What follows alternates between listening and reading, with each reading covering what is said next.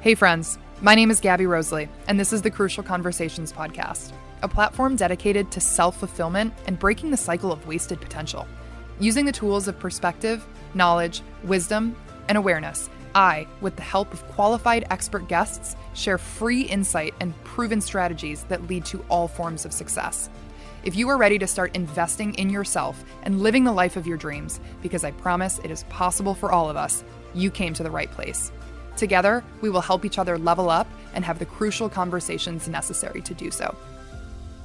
Alrighty, ladies and gentlemen, this episode of the Crucial Conversations podcast is particularly special to me because by my side, I have my best friend, Miss Riley Faulkner, who has been in my life since before I can remember and has been a selfless and compassionate friend since the very beginning. So today we are going to be reflecting on our year of 2023 and projecting forward into our amazing year of 2024. We have a lot of very exciting adventures coming up. Riley will be embarking on her journey just 2 days after I leave for Costa Rica, which is super exciting. We'll talk a little bit more about what she's doing next.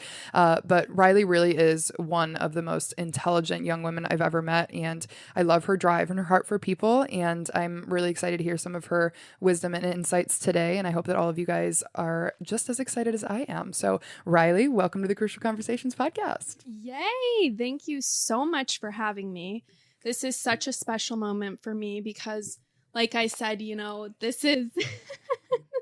Keep going. I'm laughing. It's funny.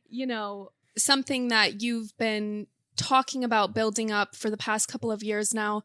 So watching it all come to life and come to reality is so special for me to be able to see because I've always been your day one supporter, always behind you. So being here right now is such a monumental moment for me.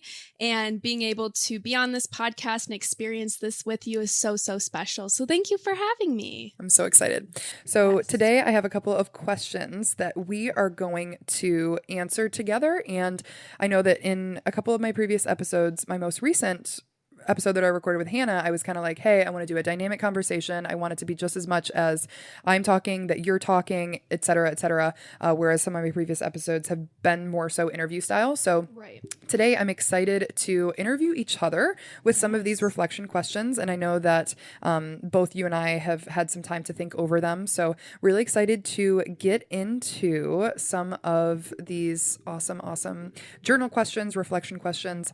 I would encourage all of you guys, if you are listening to this podcast, to write down some of these questions and take a moment or two to come up with some of your own answers and really reflect on your 2023 and project into your 2024 to make sure that you have the best year yet. So we are going to get started. And the first question that I would like to direct towards you first, Rye, is what was the most impactful lesson that you learned from the past year? And what were some of the self-discoveries it brought? Yeah, I love this question. The most impactful lesson I learned this year was to stop doubting myself and start believing in myself. And when I started to do that, I started to see results. I started to see that I can do it. I've struggled with imposter syndrome, especially after graduating college, and just that weird pivotal stage in between being done with school, trying to figure out the rest of my life. So with that being said, some of those self-discoveries that I found within that was that I am capable of anything and the possibilities are endless. And that's a really, really exciting feeling to feel, That's awesome. Now, because you referenced imposter syndrome, I am curious as to what areas of your life you experience imposter syndrome in. Kind of go into that a little bit. Yeah, absolutely. I think I really started to experience that after I graduated. Because Just in general? Yeah. Well, of course, I've doubted myself in life before, of course. Sure. I think that's something that I've always lacked a bit is having confidence within myself. And so, in this term of my life, I really experienced it after graduating. Just because, I didn't feel like I had a lot of experience strapped under my belt for the careers I wanted to look at going into. And so that really, really was something that this year I started to experience because I just graduated last December. So, I didn't have a career lined up and I didn't have all these internships under my belt, like I said. So I started to feel like, oh my gosh, I am not qualified for the real world. I don't feel ready yet. So I think that's where that really stemmed from recently for me. Okay. And so very recently you have started your own business. So just briefly touch on what that is. Yeah. So I'm in the process right now of getting it all up and running, but I do social media management and virtual assistant work. So under a big umbrella within the digital marketing world. And so I'm in the process of building that up right now and getting that going. And I've started to, gain those clients this year and continuing to do that. So it's been cool to see it grow without it having really started, and now navigating into really getting it up and going. I'm just so excited for what the future holds for that. Yes, I think that is so awesome. And especially in your career and what you're doing, you're working with clients that you have to communicate, hey, I'm going to do X amount of work for you and you're going to pay me Y amount of dollars. Sometimes communicating your pricing or your services or your expectations for them as your clients, your customers. Sometimes communicating some of those things can be a little bit uncomfortable for especially when you're first starting out. And that's when I started to experience imposter syndrome, when I was communicating very initially in the early stages of whether it was my most recent position as a manager or when I first started my Learn to Swim program, or recently even in the coaching that I am starting. Like the first time you do it, it's a little bit uncomfortable because you don't know if you really are qualified for the things that you're providing. But at the bottom of my heart, I know that both you and I are qualified for the things that we're doing because of our hearts and the people that we are and our characters and our track record for the things that we've accomplished in life. Like I do genuinely believe that. Even if I just look at your talents and your unique qualities as an individual, like you're organized, you're creative, you have all of those qualities. And so what other than that qualifies you to do what you're doing? It's like you just have to be responsible and have an eye for certain things, which you have, and you know that you're going to get things done. So I know that you're qualified, but going through that for the very first time, sometimes it feels like you're not. So did you experience that when you were first talking to clients? Was it a little uncomfortable for you? Yeah, of course, it's been a learning process and still is a learning process, and figuring out how to price yourself, that's a tricky one and something I'm still learning how to do, and something that's going to continually be a process for me. And with the more experience that I gain, the more that you are worth and the more value you add as well. Yeah, definitely. And I think too that when you fake it till you make it, what that really means is that you are putting on a face of confidence that you may not 100% possess. And when you're faking it, it doesn't necessarily mean that you're acting with bad intentions or that you're not being genuine or that you don't know how to do what you're explaining that you know how to do. It really just means putting on a face of confidence, because when you act with confidence, people listen to you. And what I was saying previously, but unfortunately got cut off because of technical difficulties, was if two people were to give a conversation or a presentation, let me reword that. If two people were to give a presentation and one of them was presenting straight fact, but did so in a manner that was rating with insecurity and questioning themselves and lacked the fortitude in speech and kind of was like looking over their shoulders, negative body language, whatever, they could be preaching facts and it could be some seriously profound information, but the way in which they deliver it is so important. And then you have somebody on the other hand who could be preaching straight BS, but does it with the most confidence in the world. People are going to gravitate and listen to the person who preaches with confidence, whether what they are saying is true or not, because that's just, that's the whole fake it till you make it type of concept. Like when you have confidence, people will listen to you. And so if you don't have confidence, you better learn how to act like you do, basically. Absolutely. Absolutely. And I think we're all, faking it until we make it. None of us are, ever going to know what we're doing from that square one, so 110%. So when I was asked this same question, what was the most impactful lesson you learned from the past year, and what were some of the self-discoveries that it brought? It was funny because we were actually at my holiday lunch for my most recent position, and my boss did this really cool thing where he printed out a slip of paper. The first question that everyone had to answer was like Christmas themed. What's your favorite Christmas movie? If you could have one person to Christmas dinner, who would it be? Dead or alive? Blah, blah, blah. Mm-hmm. But then the second question was the same for everyone. And it was, what piece of advice would you give to someone based on the things that you learned this year? So very similar to this question, right? But what I answered with was a piece of advice that my dad actually has given to me in the past year of my life. And that is to not reevaluate your life on a bad day. That being said, you know how emotions can run high when you're in experiences or situations that aren't necessarily favorable or don't align with what you consider to be your best self or your best life or happiness or joy or peace or whatever.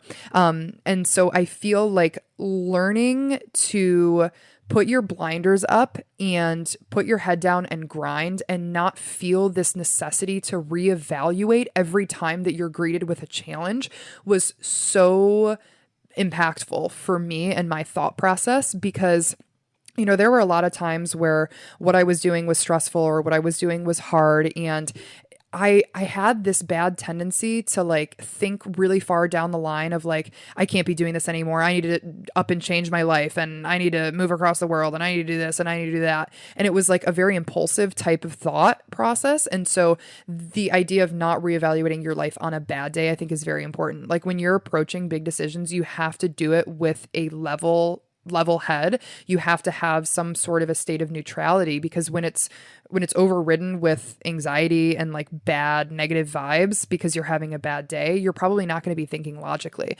so being able to get to a state of neutrality before making decisions, I think, was a very impactful lesson.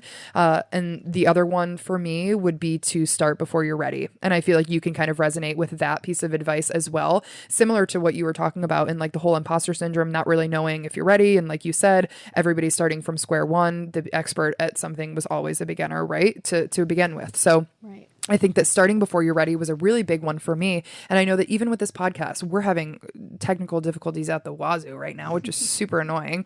But I didn't wait to start my podcast until I had the best audio equipment. I mean, it's just like that. And I feel like you didn't start your thing until you had, all the apps to edit and all of the like things that you needed to organize your posts or whatever. Like you just got moving, Absolutely. No, I love both of those sayings. Something similar that I've lived by this year is, whether it's slow progress or baby steps, it's still progress. Amen. You just have to get started. Absolutely. Once you get started, you're gonna keep going, and nothing is ever finished, right? We're always continually building on what we've started, right? So it's never going to be finished. So you have to kind of live in that present of, this is where I'm at now. This is where things are at right now. I can always continue to edit or change, what this is right now, which is what you're going to continue to do anyway. So it doesn't have to be perfect when you're getting things started.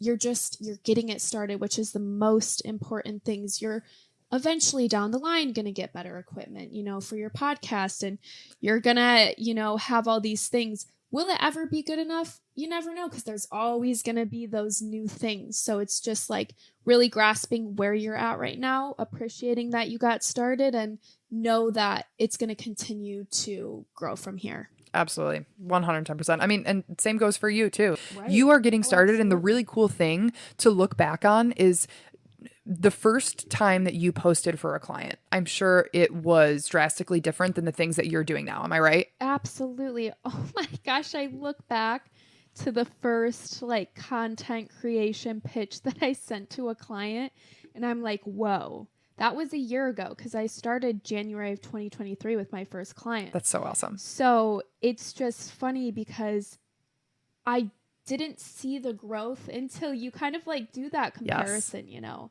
And I did that comparison and I was like, whoa, I have grown a lot with what I've been doing. Yeah. And it's really awesome to see, you know, that progress over time for Oh, sure. Yeah, 110%. When I first answered this question, it was from a little bit more of a professional standpoint, like I stated before. And one of the things that I actually said before either of the two pieces of advice that I just gave was that I really learned that as a leader, your job is not always to make other people happy. This is a little bit on a different storyline than what we've really been talking to up until this point, but for me, I genuinely feel as a leader, I often fell into like my people pleaser habits. I wanted to make everyone happy. I wanted everyone to enjoy the outcome of the decisions we were making. I wanted everyone to feel like they were fulfilled and they were enjoying what they were doing. And I didn't necessarily want to stir the pot. Like if someone I knew wasn't going to be super happy with this conversation initially in my career, I kind of avoided it, or I tried to beat around the bush, or I tried to reword it in ways that maybe seems more favorable or whatever. But I do realize that as a leader, it is very, very important to have your team's best interest in mind, but knowing that that doesn't always mean that you're making decisions that are going to make them the happiest people in the world. You can care for the people that you work with immensely and know that some of the decisions that you're going to make have to be made, and some people may not love them. You know what I'm saying? I tried to bend over backwards to make people happy all the time in a way that actually ended up screwing us over in ways that I wouldn't have thought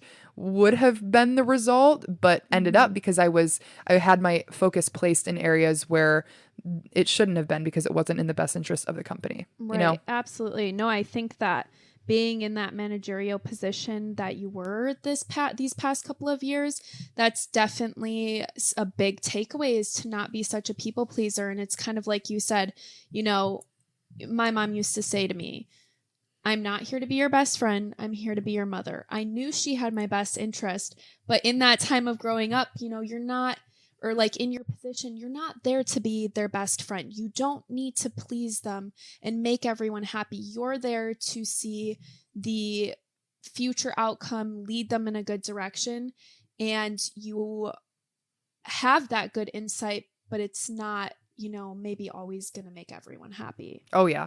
And another thing, too, I was actually talking to my mom very recently because she tends to get on the phone. And then when she's on the phone for like hours. And she's like, God, I don't want to call so-and-so because I don't have that much time right now. Like, I just don't want to be on the phone for that long. And I'm like, Mom, you can be a good person and still set boundaries. Yes. Like you can be a good person and still set boundaries. And honestly, I feel like it was funny because I was the one who gave her that advice, and I was like, damn, I needed to hear that advice. You can be a good person and still set boundaries. Yes. I told her, I said, Mom, when you start this conversation, this is something I do quite frequently. If I am about to be on the phone with someone, sometimes what I'll do is I will set the time limit initially before the conversation even starts. Hey, I've got about 30 minutes right now, and I am super excited to take this time to talk to you, to whatever, but I got 30 minutes. I've got somewhere to be. Yeah. And then that way, when you're 30 minutes into the conversation, hey, I'm really, really sorry, but I do have to get going. It's not like you're cutting them off, not like you're being abrupt or whatever.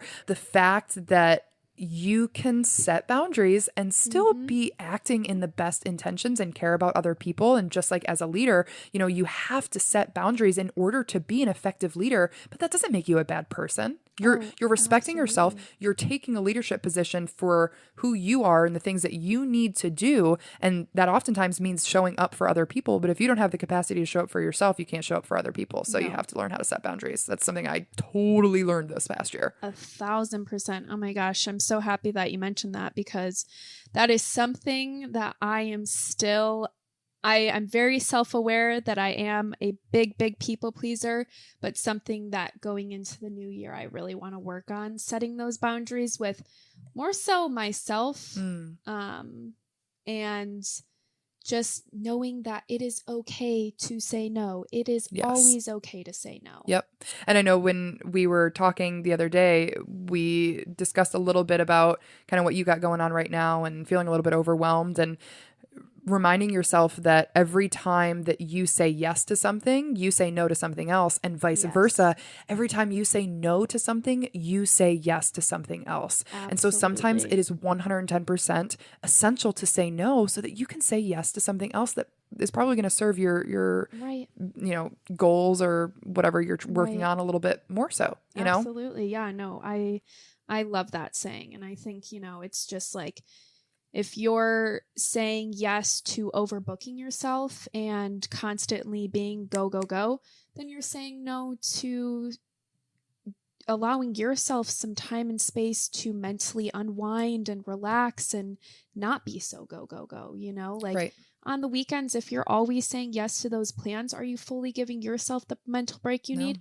No, you're not. And then you're going back into the week with all these thoughts on your mind because you didn't allow yourself the chance to decompress from all of that. So I absolutely love that saying. And what I have realized also is that when you set boundaries, people actually respect you more. 1,000%. You teach people how to treat you. We all know that. Right. But when you set boundaries, not only will people respect those boundaries if you continue to communicate them, but they respect you as a person a little bit more. So I've noticed if you are a people pleaser and you're constantly saying yes and you're bending over backwards and you're being selfless 100% of the time, people actually don't have as much respect for you. I have noticed that a lot in the last 2 years.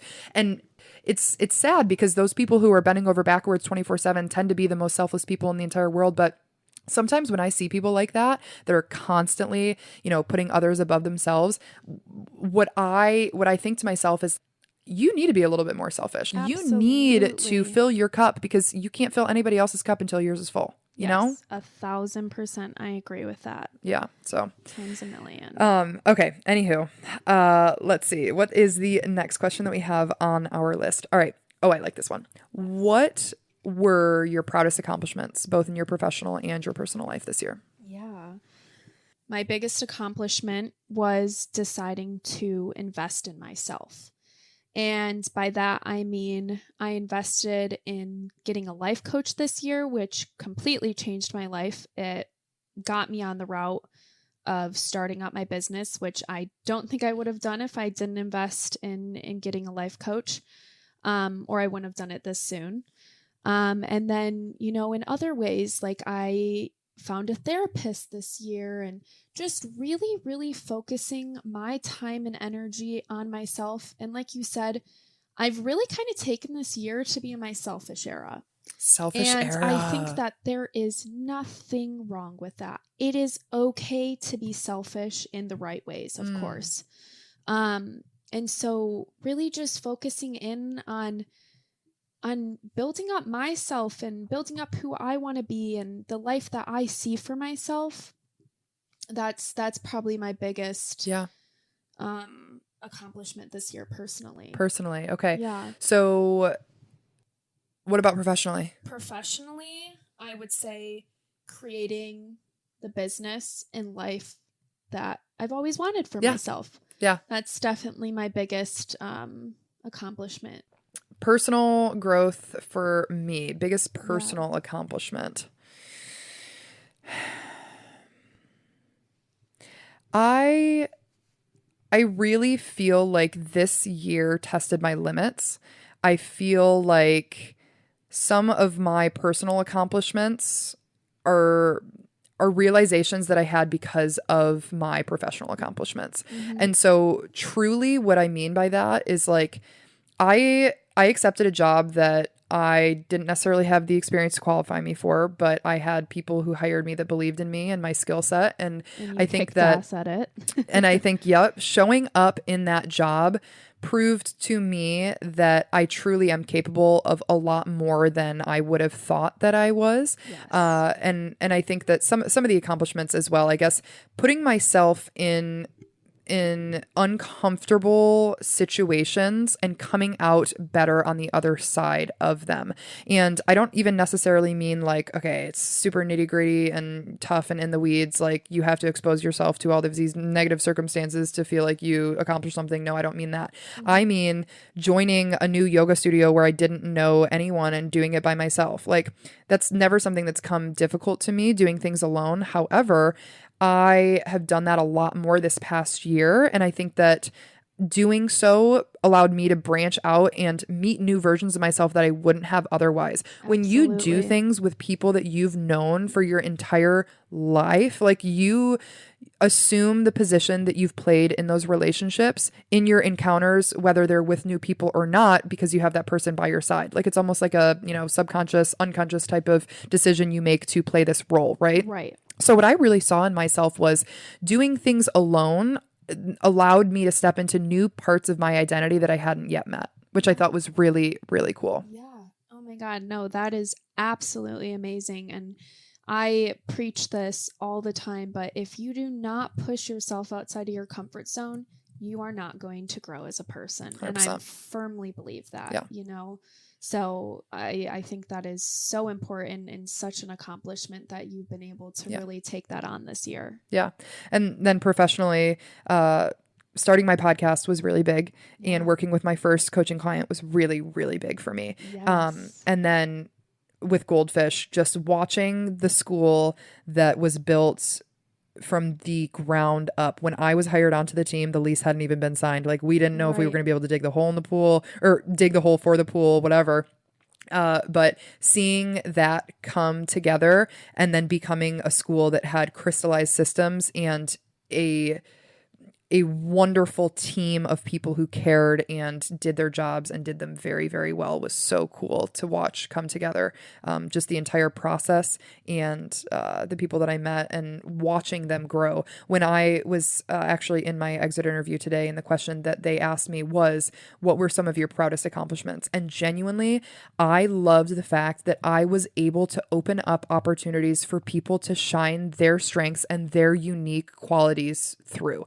Building up members of our team to be able to do that was so cool for me. And even witnessing her growth in the last year was one of the most rewarding things, because her and I talk all the time. I've learned so much from her. She has communicated that she's learned a lot from me, both personally and professionally. And so rooting for her and watching her step into a much larger leadership position was so cool. I remember when we first started together, we would have to have difficult conversations, and I would be like, all right, I'll guide this one. And if she ever had to, do it, she would be like, well, is it okay if you do it? Or what do you say in this situation or whatever? And now she is so eloquent in the way that she handles those things. And so just even little things like that and that growth is so wonderful to witness. And so that would be another accomplishment as well. Right. I think it's cool that you guys kind of got to go on this journey together with your job.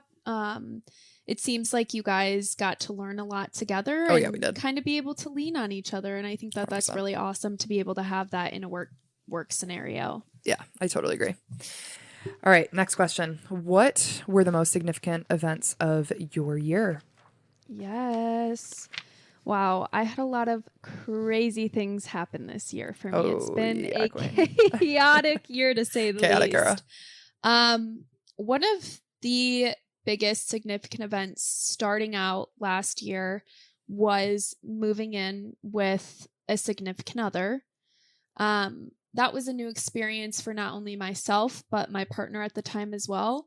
And the reason that this was such a significant event, aside from that, is because I learned a lot about myself during that experience. So that's why that was. What'd you learn about yourself? I grew up an only child, okay? And yes, I've lived with roommates in college, but living with a partner is such a different experience. And it taught me a lot about things that I have to work on and things that I have to grow from, and also, what it's like to have such an amazing support system by my side as well. so that was just, it was a lot in itself. Yeah. I could dive really deep into that, but Yeah. I think overall it taught me a lot of things that I, need to continue to work on to grow as a human. And then other than that, I would say the biggest event of this year for me was moving out of Chicago. I have lived there for the past 2 years, created a life for myself there. And at first, I really didn't like it there, but I ended up falling in love with it by the end, and I was very sad to leave. But that whole experience in general, and moving out at the end of this year really allowed me to reflect back on and how much I've grown as a person and how much that experience impacted me and just how grateful I am for it. It was my first time moving away from home, living by myself, paying all my bills, doing all the things, being a big girl. So that in itself is is such a cool experience to look back on. I think it's so crazy how you not only grew, but your love for the city and the people and the experiences grew as well. Like when you first moved out there, you were like, get me the hell out of here. And then you did. You fell in love with it.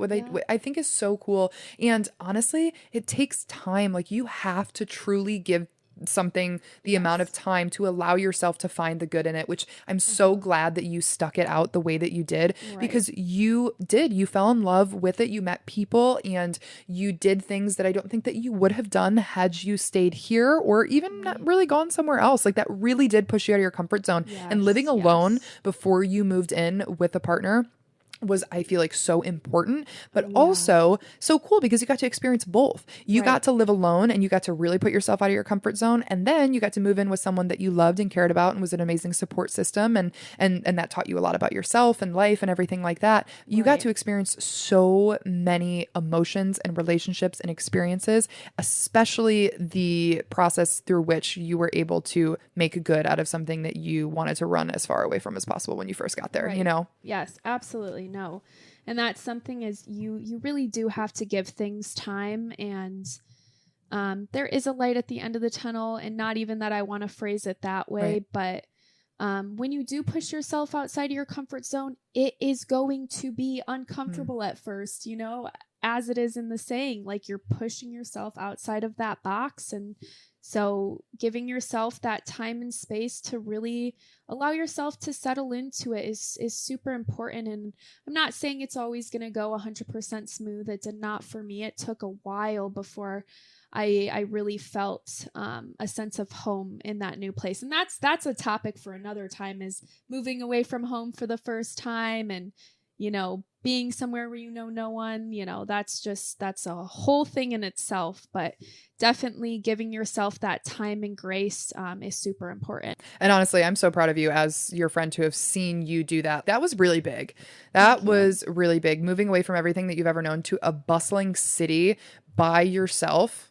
That was really, really awesome that you did that. I'm very proud of you. Thank you. I really am. Bestie. I really am. What about you? Very cool. Significant events of my year. I feel like a lot of my accomplishments were some really big, significant events. I think that my podcast launch, very, very significant, because this is what my future is going to be. This is like the field, the industry that I want to be in. Yes. And of course I want that to expand. But that was very monumental, starting that and opening the school that I ran in January 17th, actually. So it's almost 1 year. So opening that school was really, really monumental. And then the decision also to leave. That was also very significant. And, we just talked about giving things enough time. I was in this position for about the last 2 years. And, I struggled with that a lot, thinking like, do I need to wait this out a little bit longer, or do I need to start thinking about my other options here? Because I was going back and forth. Do I need to stick this out? And do I need to prove to myself that I can do this for 3 years, 4 years, whatever? Do I need to give this more time? Right. And I think honestly, after praying on it and truly just allowing the divine intervention that I needed in my decision-making process to come to terms with the fact that no, it wasn't in this scenario what I needed. I had felt that some of my growth was reaching a relatively stagnant level. I didn't see my personal and professional goals being able to be accomplished if I was still in that position. And so it did come down to a point where it was like, I could have given it more time, and I could have maybe acquired new skills, and I could have exercised passions in different areas and whatnot. But when it boiled down to it, I don't think that my answer was to give something more time, because I think you know in your heart when you've outgrown a situation. I think you know. 1,000%. And I think if you would have stayed to, you're settling. You know that's not what you foresee your whole future being. And I think that the job that you had served its reason for that season of your life. Yeah. I think looking at your life in seasons is a super important thing. And I think that this season of this big girl corporate job, you know, life was a season for you. And I think that, like you said, you knew in your heart when that season was coming to a close, and now you're into a new season of your life, which is super exciting because you have so many amazing adventures and experiences coming up. Yeah. And it's funny, you say seasons. My dad, and I talk a lot about my dad because he's someone who's very wise and has helped shape my mentality and my attitude and the person that I am today. And as well as my mother, I love her to death. Just shout out to parents right now. I love them. Love them. But my dad will call them chapters. So seasons, chapters, whatever, like these last 2 years, chapter in my life. Yep. Very monumental chapter. This next adventure that I'm embarking on and that you're about to embark on, new chapter. Yes. And the important part about thinking about something like a season or like a chapter is that there's got to be some development there. It can't just all be great.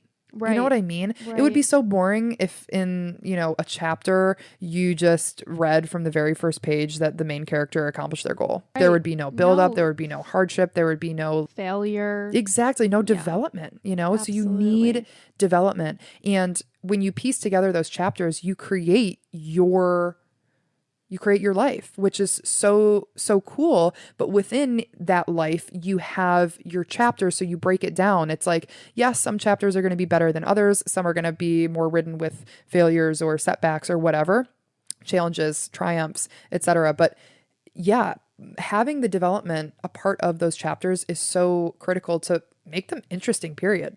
Right. If I want to read a book, I want chapters that are interesting. And I don't think that the most interesting chapters would be ones that are rainbows and unicorns from page 1. No, I just don't. Of course not. No. So I know that we're living this life, but I want to read our book when we're older. Oh my God, I know. A big reason why I need to get another journal is because I have so many journals that I have just filled to the brim. And it is one of my favorite things to do, to go back and look at those journal entries. Oh my God, rereading journal entries is therapeutic for me. Yeah. I love it. It's a great way to be able to, like, at the end of the year, to fully reflect on the past year you've had and all those waves and roller coaster ride that you've gone on the past year. Journaling is important. Do it. And it's fun and it's so cool. And sometimes I know for me, it can be a chore to like be like, oh, like I have to journal today, you know, but other times it's natural. And then when you look back on it, it really is. It's so cool. Yes. It's like a progress picture in the gym. It really is. Absolutely. And I had created a journal entry, and it was on my last day that I was in the office. So it was yesterday, I think, actually. Yeah. And in the journal entry, I was like, wow, it was a very surreal feeling after walking out of the building for the last time that I was ever going to. And it was in a couple sentences I detailed, this is a profound realization that time doesn't stop. Life doesn't stop, regardless of your circumstances. Life continues to happen. And so the importance of appreciating every moment, whether it's good or bad, and just accepting it and embracing it, because that's what life is. Yes. Whether you're planning for something, whether you're in the process of reveling in your achievement of a goal or not, that's life. Right. Like the last 2 years, I remember there were so many times where I was like, I need to start my podcast and I need to get out of here so I can start my own business, and I need to travel and I need to do this. And like I was doing a lot of things in spite of I need to be somewhere different than where I'm at right now. But life didn't stop. The last 2 years of my life, and don't get me wrong, that was only bouts of bad mental states and bad days and whatnot. 99% of the time, I am so grateful. But anyways, life is still happening. And so trying to escape your present reality doesn't stop time. Like 2 years of my life went by when I was in that job, and I'm so blessed and I'm so thankful. But I know that moving forward, knowing that whether or not you believe your circumstances are favorable, that's life. Yes. So you better figure out a way to enjoy it, because time doesn't stop. You know what I mean? The grass isn't going to be greener everywhere you step. You know, and even if it was, you still have your grass. Right. Exactly. You better learn to appreciate it, bro. Absolutely. Absolutely. All right. Next question. What were your biggest challenges? I think going back on what we were discussing earlier, my biggest challenges were those self-sabotaging thoughts and overcoming that self-doubt, which of course it's going to linger here and there. That's human nature.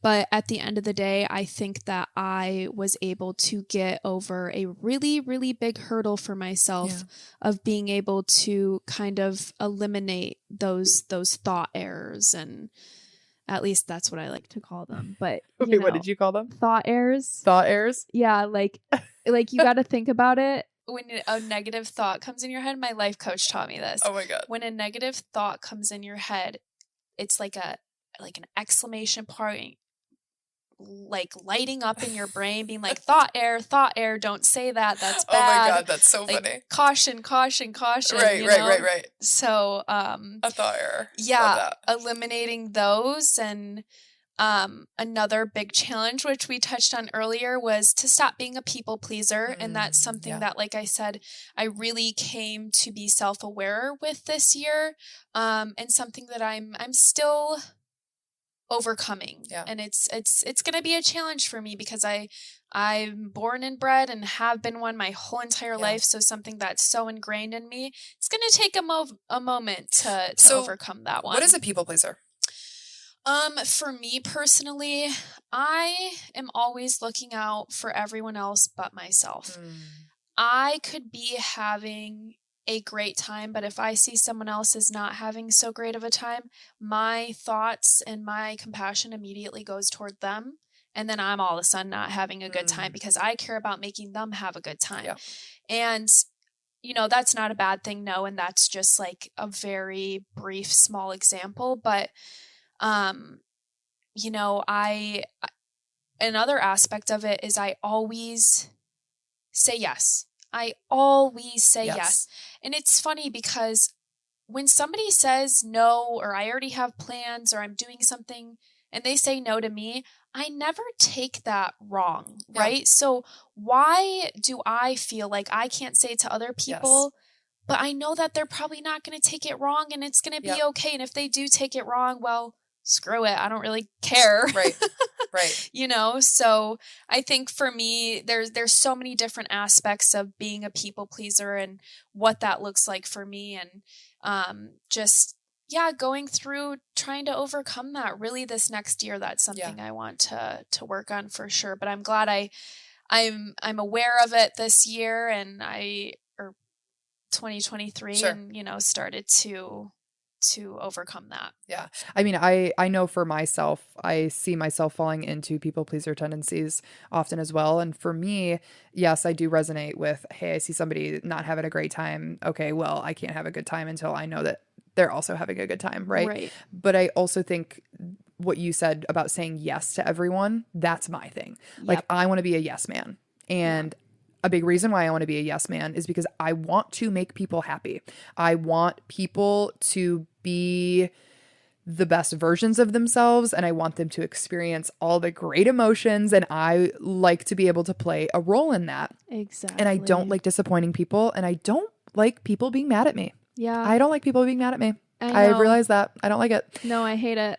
And but it's funny, because the things that I think people will be mad at me for, exactly like you said, I wouldn't get mad at them for. No. So it's like, so vice versa. Yeah. They're not going to be mad at you for it. And if they are, then you probably don't want to be friends with them anyways. And I know that we've talked about that too with adulting, you know, recently. Adulting is real. Adulting is real. And when we think about saying no to plans, for example, because you had brought that up, if people don't understand at this age that sometimes I just want to do absolutely nothing and cuddle up and read on a Saturday night and not go anywhere because I'm in my PJs and my pimple cream and I don't care and I don't want to see anyone and I don't want to do anything.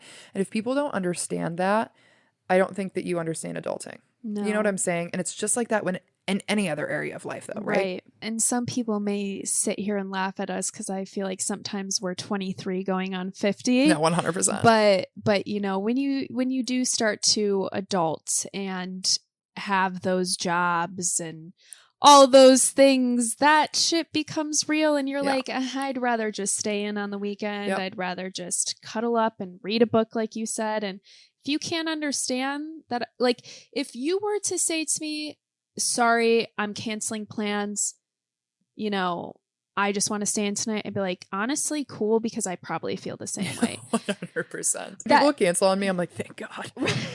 Right, low key, when people cancel, no, I'm like, and they feel so bad. They feel so bad. They're like, I'm so sorry to do this to you. I'm like, I was hoping you'd say that. So chill, so okay. Literally. Honestly, thank you. Yes. And you know what? More than most of us are in that same boat. So just I need to be a little bit better about that too. But I have seen myself grow in that sense. And a big reason for that growth is because when I put myself in other people's shoes, or I try to like reverse and think about if someone did this to me, would I be upset? If I can rationalize not being upset. And I feel like I'm a pretty open-minded, accepting person, very rational, you know, if I can think this way, it's possible for others to think this way. So I should probably just act as if someone is doing the same thing to me and let the outcome be as it is. Absolutely. You know? We are going to be people knowers. People this knowers. Year. People knowers. Okay, so challenges. For me, challenges. I think that confrontation in the workplace was definitely something that I grew in this year for sure. And I think that a big reason why I don't love confrontation is because, like we just talked about, being a people pleaser and not making people happy. But I think that sometimes having those tough conversations not only builds relationships, but it builds trust and it builds character. So I think that stepping into those uncomfortable conversations when things needed to be addressed at work, things weren't getting done, things were not being done to the degree or to the grade that we needed them done, and having those conversations, very, very important for my growth. But it was hard. So I would say that confrontation was one. And then honestly, discipline.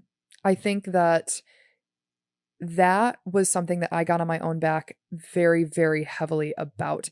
As much as we've talked about being people pleasers, I am also a serious achiever, like to sometimes my own detriment. It's like, I feel like I need to be go, go, go all the time. And I need to always be doing something. And I feel like a lot of the time that puts me in a position where I can't relax. And that's tough. So I think that being disciplined for me really means doing what I say I'm going to do. And sometimes the best answer isn't to say I'm going to do 10 things. It's better to say that I'm only going to do 5 and actually do those 5, because, and I was talking to the woman that I coach, and she had kind of said the same thing. It's like holding herself accountable and doing the things that she says she's going to do. Yep. And she was like, yeah, sometimes I'll put this workout in my calendar that I might not do, but I put it in my calendar. And I was like, you know what? I would rather you not even put it in your calendar. If there's a chance that you're not going to do it, don't put it in your calendar. Only put things in your calendar that you know you are committed to doing. Because when you say to yourself that you're going to do something, it's just like you say you're going to do something to a partner and then you don't do it and you don't deliver. They're not going to trust you, and you're not going to trust yourself. If you cannot trust yourself to do the things that you say that you're going to do, you are going to experience more self-doubt. You're going to experience more of that imposter syndrome. And so for me, it was like being disciplined, but setting smart goals for myself, because achievable. Attainable goals. You can only be as disciplined as you choose to be. But if you're constantly getting in this cycle and this loop of self-hate and whatnot, because you're not achieving these goals or not being as disciplined as you said you're going to be, you're not waking up at 5 a.m. every day, You're going to get mad at yourself. No, if you can't wake up at 5 a.m. every day, that's fine. And I'm not going to be the person who's going to bark at you for it, but set a reasonable goal for yourself and then stick to it, Absolutely. And so I guess for me, just really, really being consistent and disciplined, doing what I say that I'm going to do, and just putting my head down and grinding and doing it, because whether or not I wanted to do it, I have now, I'm doing 75 hard right now, which has been a really big testament to the amount of discipline I've been able to maintain, which has been really, really awesome for me to prove to myself, honestly. You said you're going to do it. Okay, well, now you're going to effing do it. I don't care if you don't want to do it or if you want to do it, you're going to do it. And just, there has to be some degree of like, just shut up and drive. There is a lot of self-help and self-love and do what feels comfortable and do this, whatever. We were athletes growing up. And so for me, I abide by both of those mentalities. Like, I like to cultivate inner peace, and I like to, appreciate exactly where I'm at and who I am exactly as I am and everything like that. There's also a very, very big part of me that is, if you don't like something, effing change it. And if you don't have the discipline to change it, I'm not going to feel bad for you. No. I'm just not going to feel bad for you, because I don't think that's the answer. I was listening to the David Goggins and Andrew Huberman podcast, and that the Huberman Lab, it's like a really neuroscience rich podcast, and it's really interesting. And David Goggins, he's like a Navy SEAL, and he's just like a super hard ass. If you don't know who he is, you should look him up. And so they were talking about this area of the brain, and I can't remember the scientific name for it, but this area of the brain that actually increases in size when you do things that you don't want to do. So for example, you don't want to wake up at 5 a.m, you're super tired, you don't want to do it, but you force yourself to do it. That part of your brain, and I wish I remembered the name, but it is going to grow and the size is going to increase. And not that like, oh, it's great to have a really big part of your brain be this big, but very interesting. And what scientists have now started to research and deduce is that this area of your brain is actually associated with willpower, will to live. And so I don't know. I just feel like there is a balance to be found with having discipline and also accepting yourself and loving yourself. There is a balance. And I feel like both you and I kind of appreciate that balance. Right. 1,000%. And I think too, having that accountability is something that ties into that, and something that's super important. And, for example, with your 75 hard, you've been posting those day by day progress kind of reports on Instagram.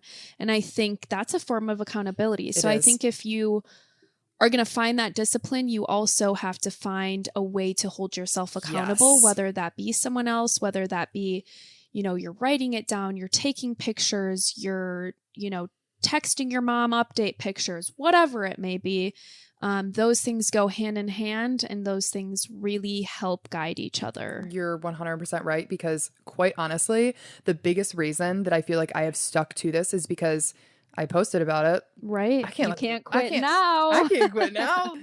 The world can't see me fail now. It's like an ego thing, And so for me, what I found was, I'm going to play on that part of myself that feels like I can't fail in the eyes of other people. Yeah. If that's what's going to help me to be more disciplined, then hell yeah, might as well do it. We've all got an ego, so might as well use yours to your advantage, which is exactly what I did. I was like, all right, I'm going to post pictures and I'm going to do it every single day. It's going to hold me accountable to do my 2 workouts, eat healthy, read my 10 pages, whatever. And if that means that I have to put that in front of other people for them to witness that I'm doing it, then hell yeah, I'm going to do it. It helps me get it done, Right. And exactly like you said, if you want to do something, part of that needs to be creating a system that's going to hold you accountable. And that could involve other people and it could not, but you got to figure out what works for you. Right. And, it might look different for different scenarios, but yes, figuring that out is a part of the process. So use your brain, play on your strengths, and use your weaknesses if you have to. Let it work in your favor. You just got to do some internal reflection, Absolutely. All right. So kind of going into the subset of this next question of the biggest challenges, can you identify any patterns or habits that hindered your progress? How do you plan to address them? A habit I kind of noticed for me was some procrastination, which for me comes from feeling overwhelmed.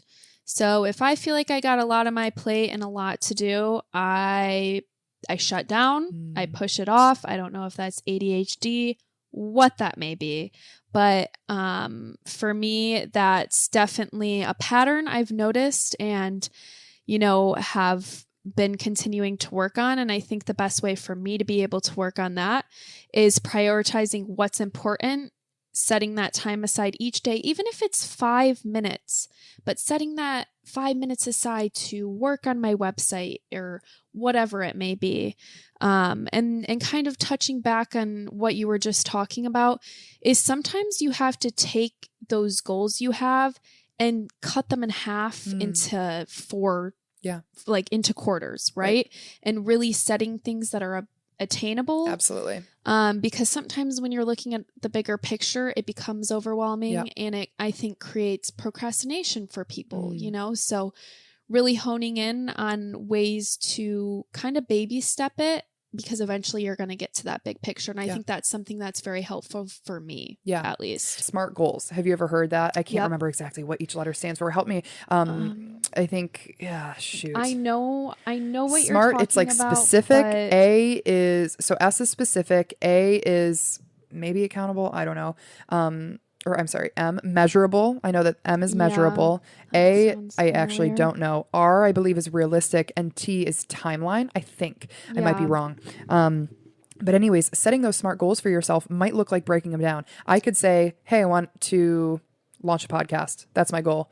Okay. Right. When do you want to launch a podcast by? Yep. What genre do you want your podcast to be under? How many episodes do you want to release a week? Like, you have to get specific, and you also have to break it down into the steps, because I'm not just going to launch a podcast. No, first I need to get an RSS feed. First I need to get a microphone. First I need to figure out how to edit audio software, whatever. You're so right. You have to break it down, and you have to, then guess what? You feel accomplished because you're checking those things off your list, and you don't have to wait until you accomplish the big picture to put that check mark on the paper. And then you feel like you're not doing enough, or you're not worthy, or whatever. Break it down so that you can actually see the progress and pat yourself on the back for it. Have you ever heard of quarterly planning? I have, yes. Okay.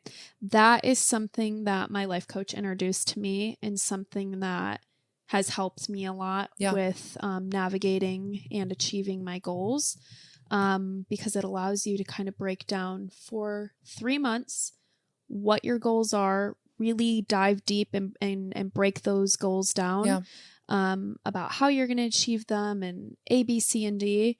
And each 3 months you evaluate how you accomplish those goals, what goals you're still working to achieve, and what you're going to be bringing into the next quarter.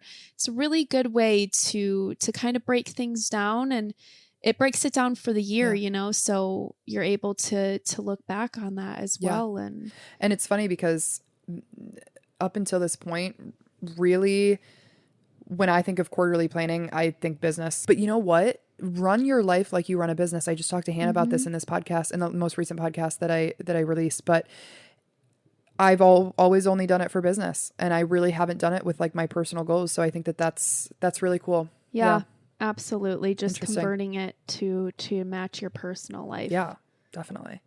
Let's see. Patterns or habits that hindered my progress.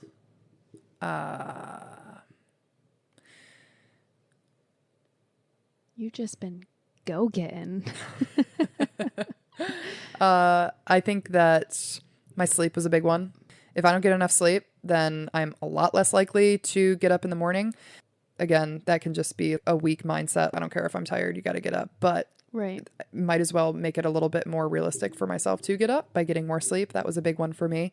And then I think that diet was also a big one for me. When I felt poorly about myself because of the things that I was putting into my body, it then carried over into every other area of my life. I didn't feel like I was full of goodness. And so you could see it in the way that I thought about myself, and then in the interactions and in my actions that I had with other people. So really taking care of myself. My pattern was, when I pumped the brakes on my self-care, I saw it show up in all other areas of my life. And I genuinely believe this. When I show up for myself, I show up for other people. And when I don't show up for myself, I am a lot less likely to show up for other people. When I am in the gym, I am better in business. I'm a better friend. I am a better daughter. When I get more sleep, I'm better in the gym, and then I'm better at business, and I'm better at like whatever. I have to fill my cup to fill other people's cups, and not even necessarily just filling other people's cups, refill my own cup, because if it's not initially full, I'm going nowhere. I love everything that you just said. Yeah. It's just, it's so important, you know, and it's not, when you're filling your own cup, you're not being selfish, because like you said, in order to provide your absolute most to every area in your life, you have to be able to fill that cup for yourself and have that cup full. And if you don't, then it's just going to be like what, 25, 50%. Right. So if you're not 100%, you're not going to be able to show up in all the other areas of your life 100%. It's like you can still show up, but you're right. You're but not going to be 100%. Right. If I'm going to do it, I might as well do it well. Yeah. Just might as well. I mean, if you're going to do something, give it your all. Right. If you're not going to give it your all, well, then why the hell are you doing it? Right. Exactly. Truthfully. And if you don't, like, let's say that you're doing something and you know you're doing it half-assed. At least be honest with yourself. That's what I always say. If you learn anything from this podcast episode, it's don't BS yourself. Right. Because you have to, just like we talked about, if you say you're going to do something, do it. And if you don't think that you're going to do it, don't say you're going to do it, because you have to trust yourself. If you can't trust yourself, first of all, you can't trust anyone. Second of all, you can't believe anybody's going to trust you. Right. You know what I'm saying? If you don't believe that you're a person that you can trust, why do you think other people are going to trust you? You just, you can't. In saying that you're not going to BS yourself, it's not that you have to be 100% of the time, but it's that you have to be honest about the percent that you are able and willing to give, because nobody's going to shame you. If you say you're going to give 50% and you deliver and you give 50%, you are a person of their word, you know, like you are being honest and you're showing up the way that you said you were going to show up. But if you say you're going to give 100% and then you only give 50%, you're not a person of your word. I would rather you be honest and give me average than lie and say you're going to give me your best and then deliver average. Absolutely. In relationships, in work, whatever it is, I just, honesty is the best policy. Truly, I believe. 1000%. All right. Last question that I want to ask, reflecting on 2023 and a little bit into 2024. This is an activity that I actually got from the keynote speaker at the most recent leadership conference that I attended for work. So it's called Start, Stop, Continue. So basically looking into 2024, what is something that you want to start doing? And then let me ask the remainder of the questions before we break down each one. But what do you want to start doing? What do you want to stop doing? And what do you want to continue to do? This was Jake Thompson who spoke about this. So I just want to give him his creds. So what do you want to start doing in 2024? I think this is a good way to kind of like sum everything up. So I might be a little bit repetitive. Yep. But something that I would like to start doing is build my confidence more and become the most authentic version of myself. I like that. Something I'd like to stop doing is allowing myself to procrastinate. You know, that's something that'll always be a work in progress, I think, for me. I don't know if I like that answer. That's okay. And honestly, I like the fact that you said it and that you didn't like it. So change it. Let me think about what I want to stop doing. Take your time. If you want me to go, and then you can kind of think about it, or maybe it'll spark some thought. Start and we can do stop. Yeah. And, yep. Okay. When I was talking the last time that I went over this activity, I had said that I want to start taking my podcast and my coaching business seriously.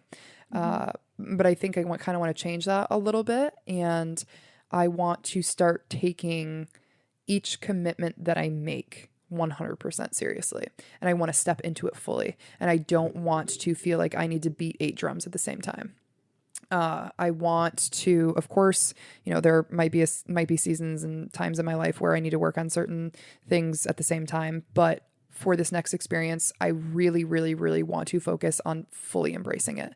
I want to step into it wholeheartedly, and I want to be present in that. So I want to start being more present, and I want to start appreciating exactly where I'm at. And if part of that where I'm at is planning for my next step, fully stepping into that planning process and just being there 100%.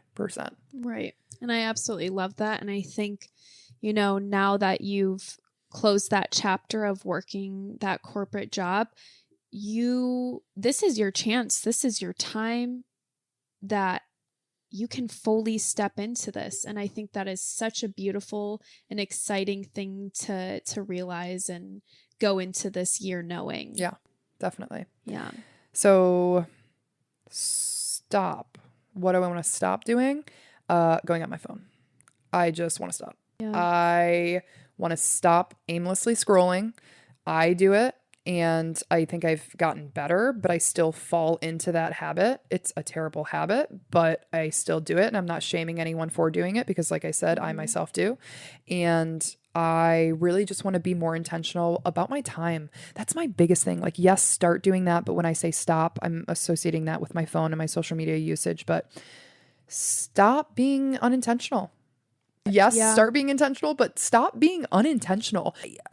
When I am on my phone and I'm aimlessly scrolling, you know how fast 15, 20, 25 minutes, 30 minutes flies by? Right. What were my intentions behind those last 30 minutes? Right. Was it to decompress? Well, because actually you're doing the complete opposite. You're overstimulating the hell out of your brain. Like, please take a freaking breather. Yeah, I want to stop going on my phone, and I want to stop overstimulating myself. Focus on one thing at a time. When you're getting ready in the morning, you don't always have to be listening to music. When you're at the gym, you don't always have to be listening to a podcast. I do, and I like it, but there will be some times where I challenge myself to, like, here's my car ride. I'm going to allow this to be silent, or I'm going to pray instead of listen to music, or I am going to do this set without music, or I'm going to do it without a podcast, because I want to focus completely on one thing at a time. Right. I do feel like we are constantly pulling ourselves in 8 million different directions at one time nowadays. I feel like it's a lot more common now than it used to be. Right. We are constantly being stimulated by there's so many things, right, that weren't available years back, that now this is what we grow up with. This is what's normal for us, Right. But I will say, I love my silence. I am a silent girly. I love my silent car rides. Oh yeah. Getting ready silent.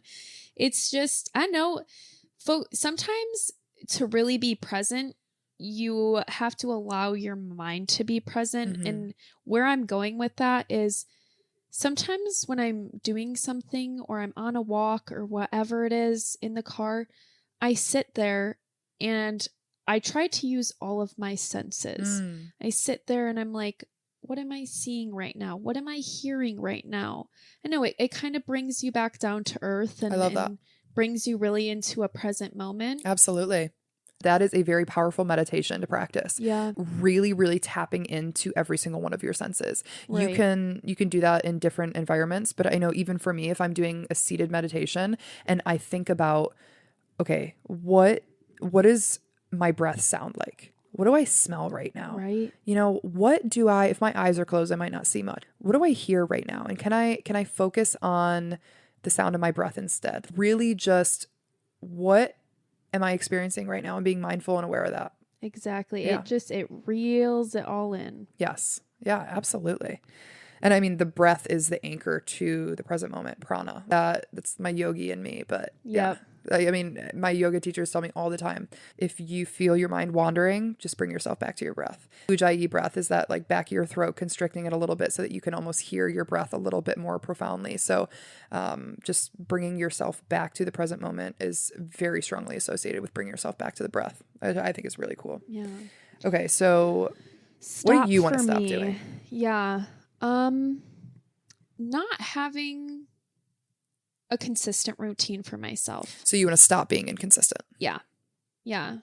I have tried and really struggled with setting a routine for myself. And sometimes I think that it's the perfectionist in me, which is also something that I would like to stop being this year. is sometimes things are better to be done than not done at all. And Yes. what I'm saying with that is that sometimes I'm so hard on myself and think things need to be so perfect that I don't end up getting them done at all. Yes. And so for me, like when I think of having a routine, I think of waking up at a set time every morning, going to the gym, doing yoga, doing stretching, reading a book, coming home. And maybe that's just like the OCD, my OCD mind, and how structured I like everything to be, but it makes it very hard for me to have a routine.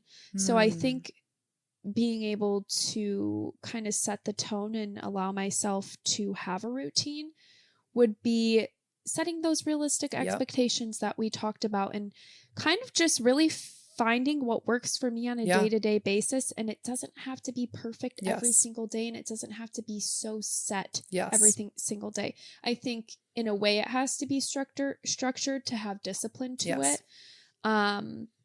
But that's something that I've always really struggled with. And I think that part of that comes from the perfectionist OCD side of me that thinks that it has to be like this perfect thing every single day, but it doesn't have to be. If I'm getting it done, it's better than not doing it at all. And it's 100%. I totally see that in you just as your best friend. Like I really do see the perfectionist in you because you really are a perfectionist through and through. And it honestly, you know what, there are a lot of great things about you that shine in your perfectionist light, but I do think that it can be detrimental in just exactly what you said of if it's not going to be perfect, well, then I can't do it. You know what I mean? And then it happens to like not doing it at all. And even just the way that you were describing a routine, you were like, okay, it's waking up early, it's going to the gym, it's also doing yoga, it's also stretching. Like, I think that you're trying to have the perfect routine. Right. And so acknowledging that you're a perfectionist and that you might be inconsistent, you answered the question yourself. You just have to set those SMART goals and you have to be realistic. I know for me, I don't necessarily have a very, very strict morning routine, but I do know that when I wake up, I drink water, I make my bed, I brush my teeth, I brush my hair, I usually put my robe on, and then I'll go downstairs. And it doesn't have to be any more than that. I have that degree of consistency for myself. I mean, making my bed every day, it used to be a chore and now it's my favorite part. I will not leave my room until my bed is made because I love coming back into my room with a made bed. And also it sets the tone for your day that like, you're going to be disciplined. You're going to do what you said that you were going to do. And this is just the way that it is. But it's not the most intricate morning routine in the entire world. It's not, I make my bed, I brush my teeth with my right hand, I go downstairs, I make a coffee, then I journal 5 prompts of things I'm grateful for. Then I go to the gym, then I come back, then I stretch. It doesn't have to be all that, you know what I mean? And so I think that little things, like even if you pick 2 things that you do every morning and then you build on it one thing at a time, you know what I'm saying? And I think just even taking a step back from this, like I do make my bed every morning. Yep. When I do get up, I try to drink as much water as I can. I'm already doing You're already doing a routine. But in my mind, it has to be this such structured like thing. And like taking a step back just with this conversation, it's like, nope, it doesn't have to be like that. I actually have already created that routine for myself, and I need to give myself more credit for that and realize that it doesn't have to be this perfect thing. And, you know, maybe that stems from the world that we live in and what I see that perfect morning routine looks like. Nope, it's going to look different for everyone, and you need to find what works for you. Absolutely. I 100% agree. All right. What is something that you want to continue doing this year? I want to continue to push myself to every possibility and opportunity that comes my way. Like I am ready to just get after it this year. I just feel like we both have, like I said and have said so many times, such exciting things coming our way this year and so many things to look forward to that it just feels like a fire got lit under our ass and we are just ready to get after it and do all these amazing things. So I just want to continue to have the mindset that I ended 2023 with and keep pushing and moving forward and believing in myself and trying new things and continually pushing myself outside of my comfort zone and doing what I never once thought was possible for myself. I love that. That's awesome. And very cool that you already set that tone at the end of 2023 and now you're carrying it over into 2024. Obviously, that's the nature of this question, is what do you want to continue doing, which I love. I think for me, I want to continue to move my body every single day. Doing 75 hard, it's 2 workouts a day. And we've talked about this. I'm not saying that each one has to be the most difficult form of movement ever. I don't have to go and slam heavy weights around for both my workouts. It might be one of them, and my other one might be a walk with my dogs in the woods. Like, it's a little bit more relaxed, you know? But just moving my body every day, because I am doing 75 hard, I have to move my body every day. I want to continue to do that. I might not do it twice a day, but I want to continue to move my body every day, because it really does. It eliminates the amount of brain fog that I experience. It allows me to feel all the fun endorphins that you get after a workout, and like just a lot more joyful and consistent and disciplined and everything like that. And I want to continue to eat healthy. That is such a game changer for me. I have really established a good regimen for myself, and I feel good and I look good, and it makes me happy. So I want to continue to do that. Right. I love that. And I like how, you said for me that I'm carrying over how I ended my 2023. So are you. Yes. And I think that a lot of the goals that you're carrying into this year are already things that you've been accomplishing that you just want to continue to do after this whole 75 hard process ends. And I think that that's amazing that you're coming out of this whole experience being like, this has helped me so much and been such an amazing process that I am going to keep doing these things because I see the difference that they made. Yes. Yeah. How do we want to end it? What a wonderful podcast episode this has been. Oh yeah, girl. We're live. We're killing it. We're live. So I am so happy that we recorded this episode. I really do feel like we're spitting some fire. No, I think so too. I mean, despite our technical difficulties in between, I think that we got all the things we wanted to say out there. It's also 11 o'clock at night and I'm so tired. Girl, me too. If I learned anything from this podcast, it is I need a new microphone. And I just got this one and I'm really upset about it. But yeah, I just felt like I had crossed over a little bit of a threshold in my audio setup, and I realized that I may have not. So bigger and better things 2024. Oh, last question. What's your word for 2024? What's your word? Yes, when we were actually making our vision boards, I had asked Riley this question. What's your word going to be for 2024? Set an intention and choose a word for the year. Yeah. So that's what we're going to end this podcast about. What's your word? Love this. My word for 2024 is connection. And for me, that means connecting with my inner self, connecting with others. I don't know, really focus on my relationship building this year.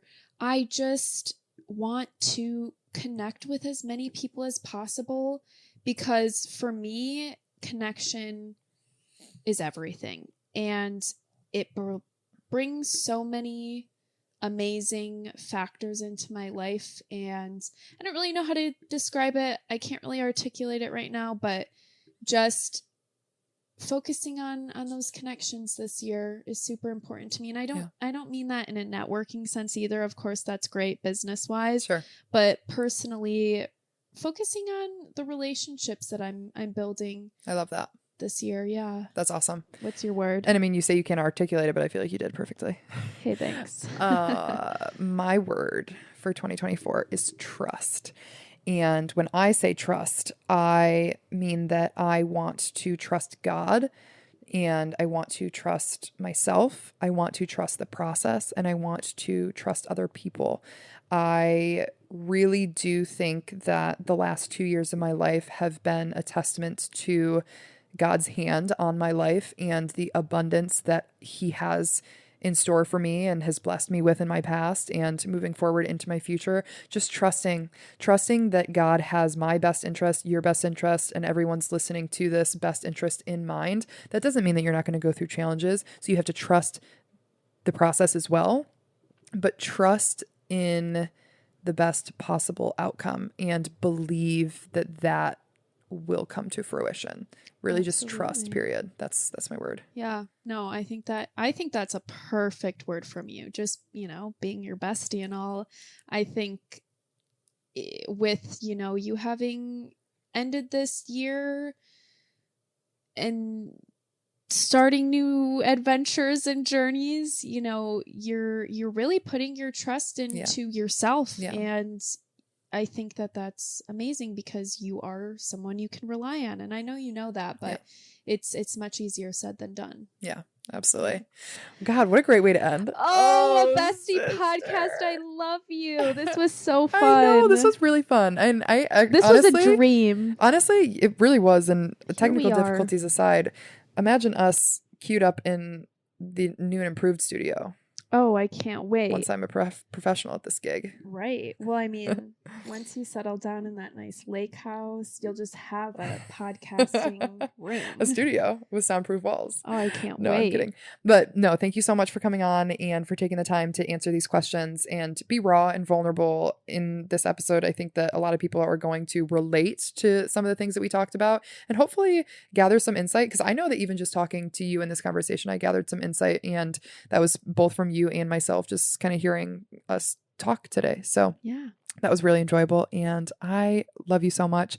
I want you to plug yourself really quickly if you would like to. I will, of course, like I said in the very beginning of this episode, link all of your information in the episode description. But if there's any way that users and listeners can connect with you after listening to this episode, plug absolutely. Well, first, thank you so much for having me on here. This has been the best time ever, and I love you so much. I would say the best way to connect with me right now would be on my business Instagram, which I literally got up and running 2 days ago, but it is at Riley Page Creative Co. And Gabby said she'll link that so you can see how to spell it. But that's probably the best way, because soon I'll have my website up and running. But my personal account is at Riley Faulkner. If you want to give that a follow, feel free. Shameless Love connecting with others. And that's another thing is, if you are a creative out there listening to this, connect with us. Heck yeah, please do. Please connect with us. I would love it. And I love learning from other people, and I love being inspired by other people. Working with other creatives, it's an amazing thing. And we can learn so much from each other. And I just want to work with all the creatives out there. 100%. It takes a special kind of person to be inspired by other people rather than being threatened by other people. Right. You know what I mean? No, and I see it as such a beautiful experience. Absolutely. I do too. Honestly, when I see girls, guys, whatever you want to call yourself, getting after it in any area of life, story like, hell yeah. Right. Comment. You're killing it. Love that, babe. That's another episode. You've actually touched on this in an episode about jealousy. Yeah. That's a really hard thing. It is. To move away from. Yeah. It is. Another episode topic coming in hot pretty soon here. But yes, okay. Thank you so much, Rye. And of course, as always, follow the Crucial Conversations Instagram at crucial.conversations, my personal Instagram at Gabby Rosley with 2 Y's. And we will be back and better than ever with more content for you guys soon. Thank you guys so much for listening to the Crucial Conversations podcast, and we will see you next time. See you soon. Bye. Hey, y'all. Before you head out, I just want to say thank you. Thank you for listening to this episode, and most importantly, thank you for making the conscious decision to invest in yourself and expand your mind. By doing so, you are helping to elevate us all to live better lives. By showing up and emulating the things that you learned in today's crucial conversation, you are inspiring those around you. If you want to continue this domino effect, share this episode with someone that you want to help to unlock their maximum potential. And connect with me on Instagram at crucial.conversations to share your valuable feedback and offer recommendations for what you'd like to hear in future episodes. I love you all. Keep shining your unique lights, and I will see you next time on the Crucial Conversations podcast.